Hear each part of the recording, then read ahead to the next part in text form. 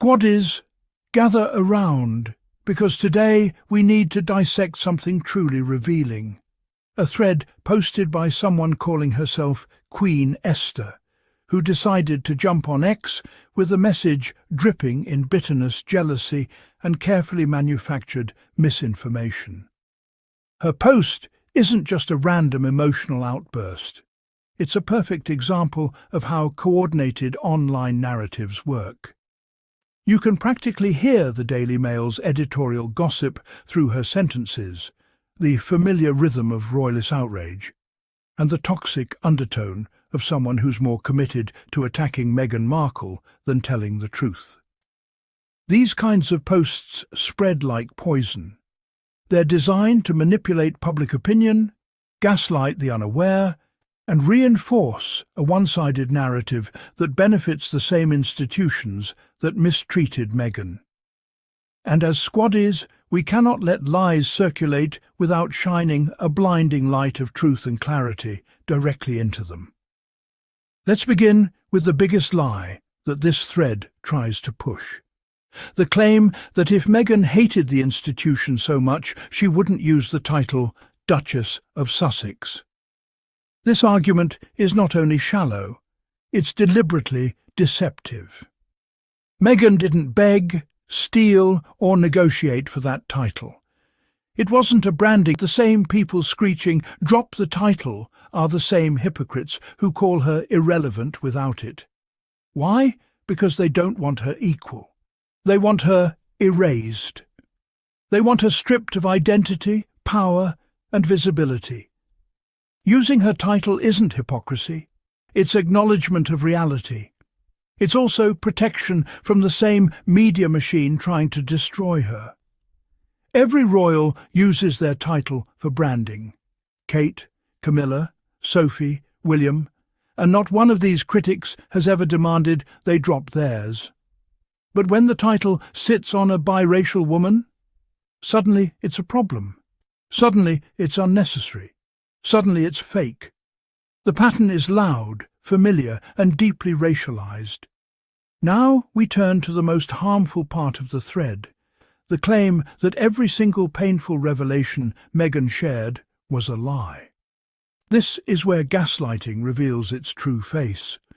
When a woman talks about mental health struggles, racism, or suicidal ideation, and your reflex is to call her a liar, that says more about you than her. Meghan never accused the entire royal family of racism. She described experiences. She described conversations. She described cruelty and indifference. And the world has since seen corroboration from multiple sources.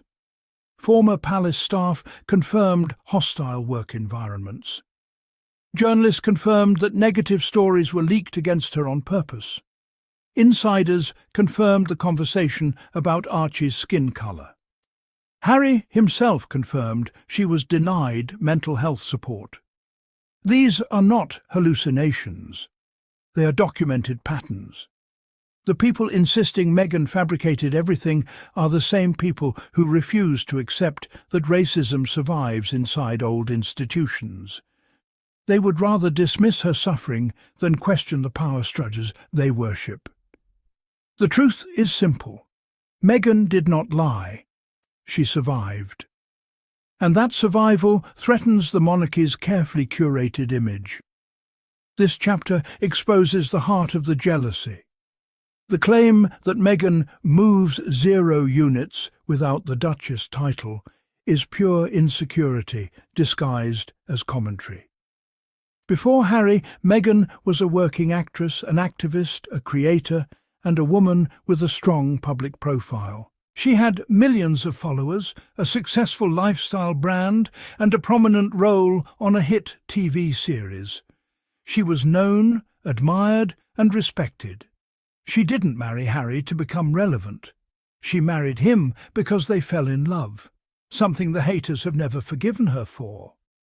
But the jealous need to believe she was nothing before the royal family, because acknowledging her success destroys their narrative. Because if Meghan was already successful, then the monarchy didn't make her. She brought value into their world. And that reality makes them uncomfortable. Meghan is the most influential woman to enter the royal family since Princess Diana. And her influence is not tied to a title. It's tied to her humanity, intelligence, beauty, talent, and cultural presence. That's what scares them. That's what keeps them awake. They know no title could create the kind of global attention Meghan naturally attracts. The thread's next claim, that Meghan's departure was a gift to the UK, is the clearest proof of bitterness masquerading as patriotism. Because the UK didn't gain anything by losing Meghan. The UK lost one of the greatest global ambassadors they ever had. They lost a modern, relatable, diverse woman who resonated with millions. They lost a figure capable of rejuvenating the monarchy and bringing it into the modern world. They lost economic value, tourism interest, international goodwill, and visibility. Instead of embracing her brilliance, they chose to bully her out of the country.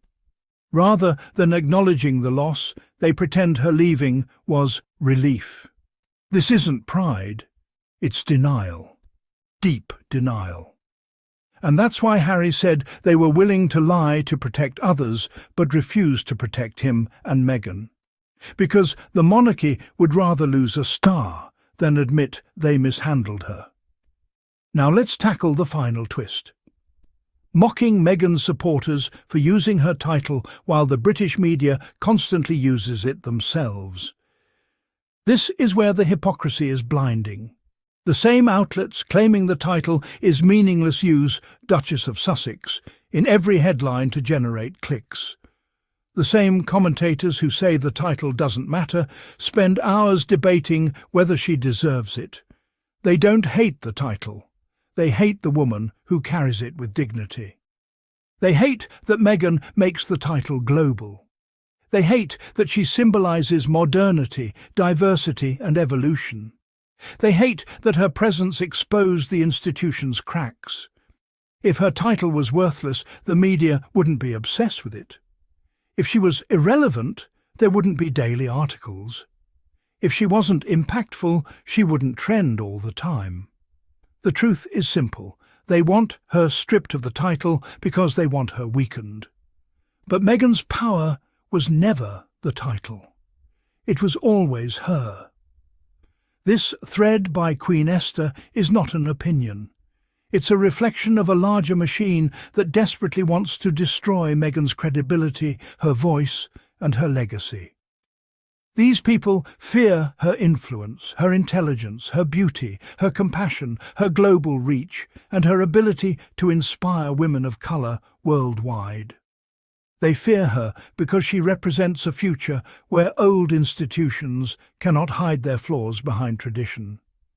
Everything they accuse Meghan of doing is exactly what they themselves are guilty of: hypocrisy, obsession, bitterness and fear. Meghan doesn't cling to the title, they cling to her. Without Meghan Markle, their entire ecosystem of outrage collapses. The hate economy dies, the clicks disappear, the manufactured drama fades. As Squaddies, remember this. If Meghan were truly irrelevant, they wouldn't talk about her every single day.